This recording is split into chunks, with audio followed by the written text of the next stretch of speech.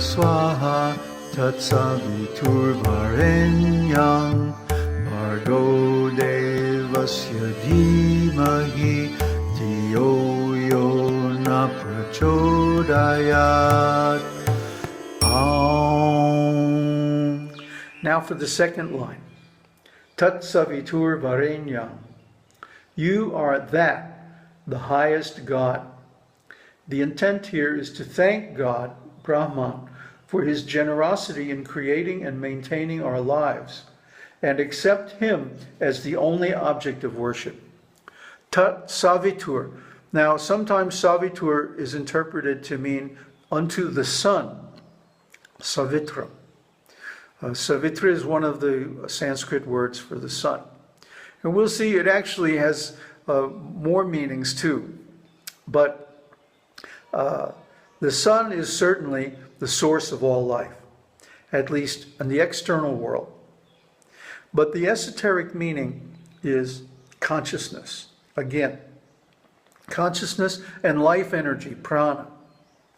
So we accept this consciousness, this parā-cit-śakti, as the ultimate, highest God. Why is that? Because if we get into the deep philosophy of it all, we see that the whole world, the whole universe, manifests from consciousness. And without consciousness as the root, this world doesn't exist. So let's look at the individual words now. Tat means that, used in Sanskrit to denote the third person. Being used in the third person, the word implies selflessness. Tat indicates that the worshipper is referring to that, God or Brahman, and that the praise being offered to God in the prayer is purely directed towards him without thought of gaining any personal benefit. In other words, it's not like, oh, I'm going to chant Gayatri and get me a new Mercedes. No. That was actually offensive. Why? Because it means we want to go out into the world and enjoy. And the purpose of Gayatri is not worldly enjoyment.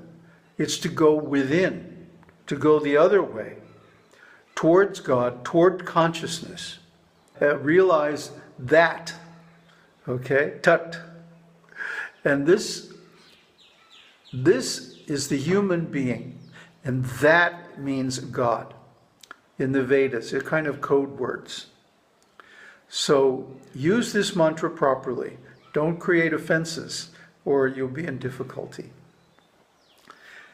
Now in the second line, the next word is Savitṛ. Savita is another name of God, and the reason that this Gayatri mantra is known as Savitṛ-Gāyatrī. Savita means that God is the fountainhead, the source of all and everything.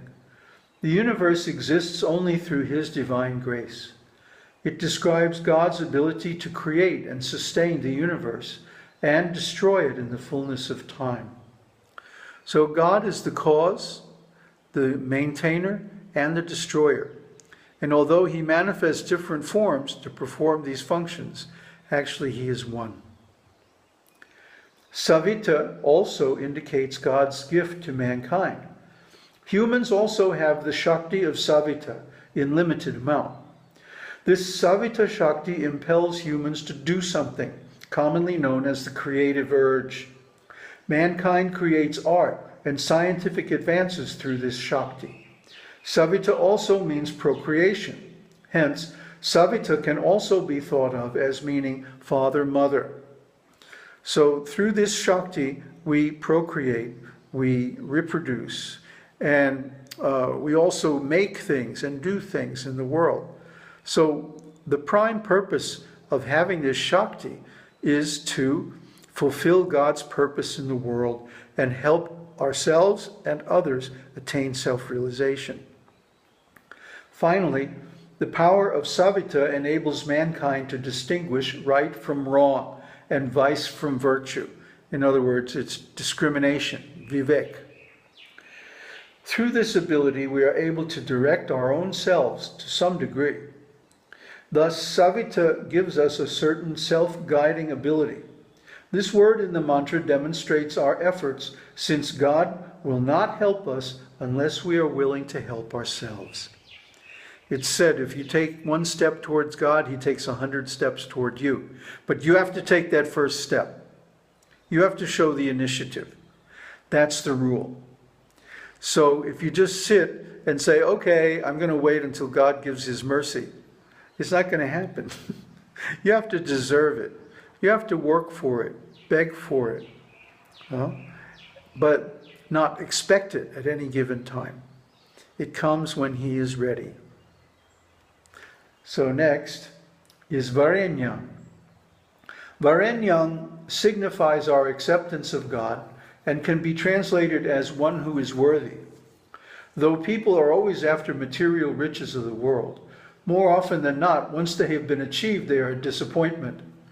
God, however, once realized and achieved, is truly fully satisfying. We therefore accept Him as the highest reality and dedicate our life and efforts to Him. Like, why am I doing this? Why am I making these videos? It takes a lot of time and energy. Well, one reason is to clarify my own thinking. But another reason is to help others attain the benefits that I've realized and enjoyed by these different methods. So please, try it. Don't just watch the video like entertainment, but put it into use in your life and get the benefit. Varenyam can also be interpreted as signifying one who is eligible. We choose Brahman to be our protector and guide because no other deity can excel his qualifications. We place everything in his hands and accept him unconditionally with pure devotion. This is called surrender. And when we surrender to God, then God showers us with all kinds of blessings. And this is another one of those things that just has to be experienced. Now the third line is, Bhargo devasya dhimahi. I meditate on that divine Son. The intent here is to ask God, Brahman, for forgiveness by demonstrating awareness of our impurity, which can be cleansed only through meditation upon and intimate contact with God. This triad is a further description of the attributes and qualities of God, His functional and instrumental rather than intrinsic qualities, and our relation with Him through these qualities. In other words, we know that we are not in our optimal state. We are aware of this. Therefore, we take that first step and do this sadhana. We don't wait for God to purify us. It's not going to happen. If we don't take that first step, He's going to assume that we're fine with where we are and just leave us here. So you must take the initiative. And how? Meditate on this divine light within. When you get good concentration, you'll see the light. You'll see it within yourself. And you'll also get the bliss that signifies and corresponds to, or rather confirms, this experience of meditation. Bhargo signifies the glorious light that is God's love and power. It indicates His complete purity. Being absolutely pure Himself, God also has the ability to purify those that contact Him. Thus, Bhargo indicates God's power to purify and destroy all sins and afflictions. In the same way as metal ore placed into a fire yields the pure metal, by attaining intimate union with God, realizing His divine, formless form, establishing unity and oneness with Him, we can cleanse ourselves and be made pure by His association through divine grace. So does that mean the soul is in need of purification? No. What it means is that the impurities simply have to be wiped away. It's just like if you have gold mixed with other metals. You put it in the fire to separate them and bring out the pure gold. The gold is already there. And the gold is pure in itself. But when it's mixed with other things, then it doesn't demonstrate its intrinsic qualities of sat-cit-ānanda, being eternally, and consciousness and bliss, unlimited.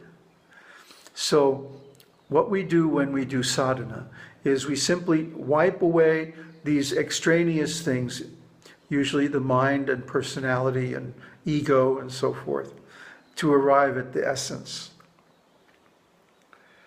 So though the individual being, itself divine in nature, also possesses this light, it is covered by impure sins and vices, the darkness of Maya. God's association purifies our consciousness by removing the veil of Maya, enabling us to realize our true divine nature. Because Maya means that which is not. Ma-ya. Ma means not. Not real, non-existent. The mind is non-existent. The personality, the ego is non-existent. Why? Because they have a beginning and an end. But God and the soul are eternal. They never go away. So by wiping away this Maya, then we get to realize all that. Now, Devasya means divine. Deva means quality or attribute, a synonym of guna. It is the root of the words devata and devi, God or goddess. Thus, the various forms of God are called devas, as each is related to a specific quality and function. Deva is thus used to describe anyone who possesses a special quality or extraordinary power. Deva symbolizes the qualities of God as an individual. It implies the inherent oneness of those apparently different forms, avatars, and thus it describes the fundamental unity of God. It affirms the central Vedic principle, ekam sat vipra bahuda vadanti. God, or truth, is one, but wise men call him or it by different names. Deva indicates the multifaceted entity that is the absolute personality of God. It describes the functions, roles, and different attributes of God, symbolizing his absolutely essential nature, for nothing can exist without God. So God has both a personal and impersonal form. The impersonal form is formless, but he can manifest any kind of form or person at will. So when he does this is called avatar. But then those avatars are again absorbed into Brahman. So finally, dhimahi. Dhimahi means to meditate and focus our mind on God. Worldly thoughts render our minds impure. Thus we are unable to realize the absolute purity of God. Meditation on God implies that we remove all other thoughts from our mind. Then we can concentrate and direct our mental energies toward communion with God. And finally, the fourth line, Dhiyo yo na prachodayat. Please grant us the intelligence to realize the self. The intent here is our request to God. Our consciousness is the light of life within that acts on our body via the intellect. We ask God to make this contact pure and righteous. The individual being is inherently pure, being itself divine in nature. The body is under the control of the mind and consciousness. The link is the mind, which is affected not only by the being but also by the outside world. We ask God to help us to improve our intellect and guide it towards ultimate realization of the self. In other words, to remove the influence of the outside world and to bring it under the influence of consciousness or God within. So the words, Dhiyo, intellect, is the essence of this line. Having firmly set God in our hearts, we now emphasize his presence and influence on our mind and intellect. Material prosperity holds no value for the person who is truly devoted to God. Pain and suffering are of no consequence to him. In ecstatic contact with God, he is imbued with God's own divine bliss. All worldly sorrows pale to nothingness in comparison. However, one must live in the world. Thus, it is important that our intellect remains focused on serving God to the best of its ability through the medium of the body. Otherwise, if we act on our own for our selfish purposes, we're going to be in trouble. Then there's karma, because we're asking for things for ourselves, for our own benefit. Therefore, we have to pay for them. It's only right.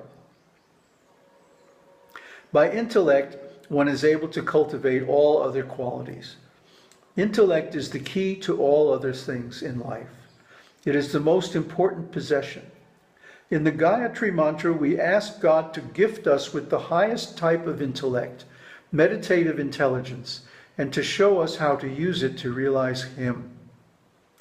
That's the real purpose of this intelligence, this brain that's given to the human being. So, yona. Yo means who or that, and signifies yet again that it is not to anyone else that we direct these prayers, but to God alone. Only God is worthy of the highest adoration. Only God is perfect and free from all defects. It is that God to whom we offer these prayers. Naha means ours, signifies the selflessness of the request we make of God in this part of the Gayatri Mantra.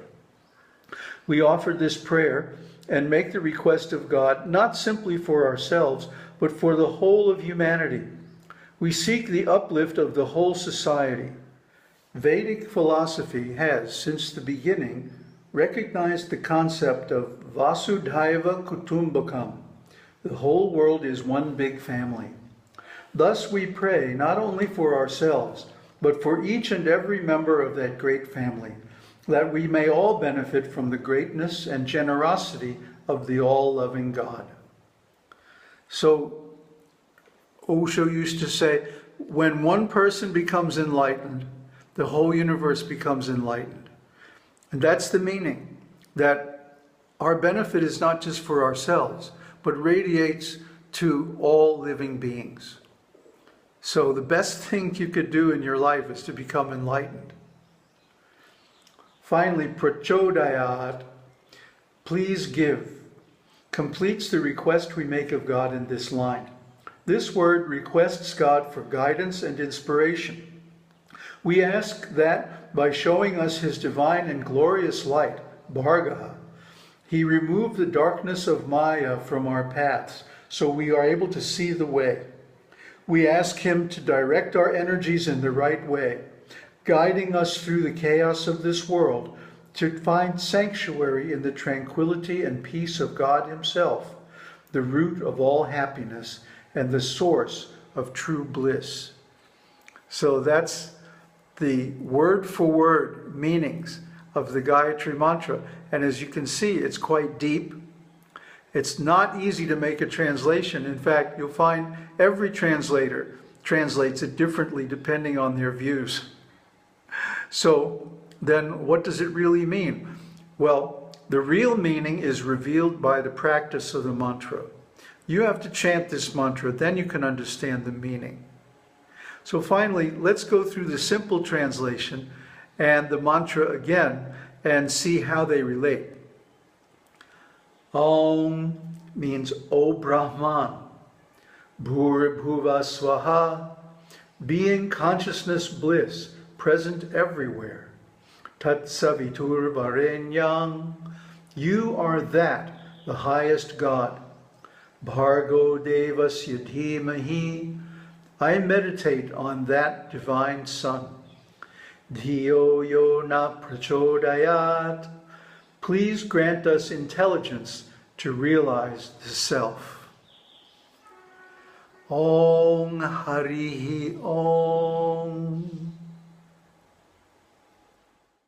Om Bhur-bhuva swaha tat Savitṛ-Varenyam Bhargo devasya dhimahi Dhiyo yo na prachodayat.